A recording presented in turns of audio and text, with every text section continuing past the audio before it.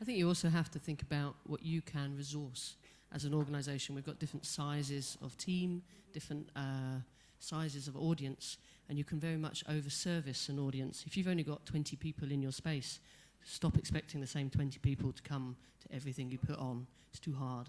So think about what's realistic for your clients to be able to engage with. They've got work to do.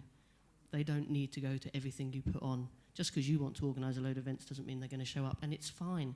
If they only come to one Christmas dinner a year, they're still engaging with the community. That might be just what they need. They don't need all the rest of it.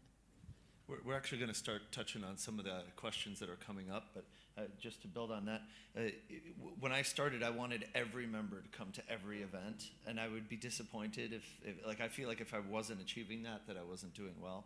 But over time, you realize that it's concentric circles. There's going to be a percentage of super members, there's going to be a percentage of active participants, and there's going to be a larger swath of people that are more passive participants. And so one of the things that I practice with my clients is actually charting that out. Get your whole team together and just put the whole list of members on a spreadsheet and just figure out where is every member at. And if you don't know, then find out. And then design interactions accordingly to make sure that everyone's getting what they need. If you have those super members, those are the people you should be going out to lunch with every now and then. Make sure that you really are giving them lots of good attention. And then the other people who aren't as engaged, give the people who are less engaged a way to participate in a way that's more friendly to their needs, and be okay with that. And yeah, the scale of the space makes a huge difference in your own resources. If you don't have a huge team and a lot of resources, you got to start with stuff that doesn't burn you out. Make it easy to build on whatever you have, and then you can build capacity to do more over time. And you can also partner with external people or networks who can put on events for you, with you. So maybe their network comes into connection with your network. Maybe not all the time. You've got to have a differential. But yeah, don't burn yourself out.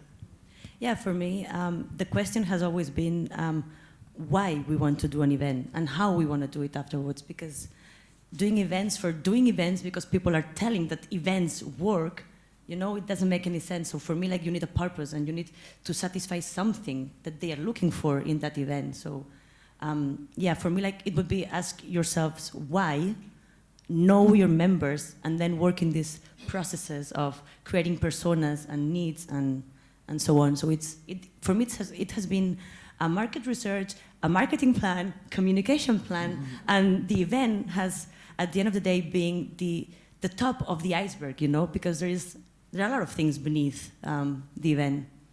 Yeah. I have one thing to add. I think we used to overthink events also a little bit. We were thinking how could we get Elon Musk to Bethaus and make a member event with him, and then recently, not recently, but we stepped more into just doing a nice barbecue. From Elon Musk to barbecue. Yes, because I realized that at least in a metropole like Berlin, there is lots of Elon Musk events, and sometimes people just want to have a cozy event in a co-working space and just feel at home, and there's not much you have to do to make them feel at home, and you don't need to pull up a firework. It's just being nice with them and hanging out.